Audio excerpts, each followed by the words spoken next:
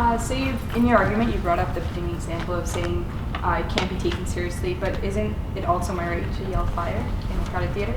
No, because when you're yelling fire in a crowded theater, you're putting other people's lives at risk, because if there really isn't a fire and people panic and they could cause a stampede and someone can get hurt and even die in that. If I'm saying I love pudding and you don't like pudding, you're not going to die because I'm saying I love pudding, so it's not the same. Well, I love pudding is just an example for a wider range of issues that we're tackling. I love pudding is just like ABC. That is exactly why, in my point, I'm saying it's very ambiguous. You can't pinpoint or define what is a real threat, because a lot of the times people's own biases will leak into it. That's why it shouldn't be the role of solely the principal to punish students. It should fall upon the parents to be able to come up with a remediation and the mediated conversations between the children.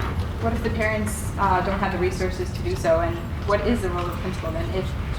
If social media, do you think that social media doesn't affect students' academic process in school, and doesn't that affect the role of a principal and makes him or her do worse at their job? I'm sorry, can you just clarify which question you want me to ask? To answer, you kind of asked three.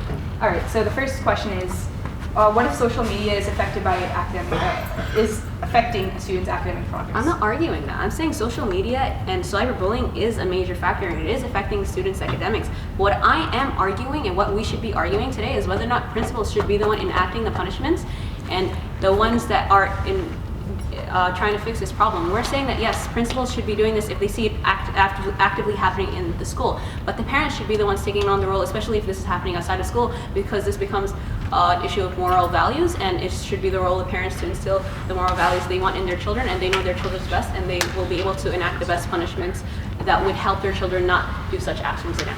I think you're not answering the actual question. Is affecting the student's academic process is directly influencing the role of the principal that we're discussing? I don't understand your question. So if social media obviously affects, we both agree that it affects a student's academic progress. Yes. And affecting a student's academic process is directly affecting the role of the principal. No, because just as I use my example, if a student gets mugged, it would definitely affect their academic progress, because they're probably injured, they're probably scared, they're not going to be able to perform as well. But is it the role of the principal to protect them from such muggings? No, it's not. It's the role of the police. At the same time, it's the role of the parents to protect their children from cyberbullying outside of school. Time.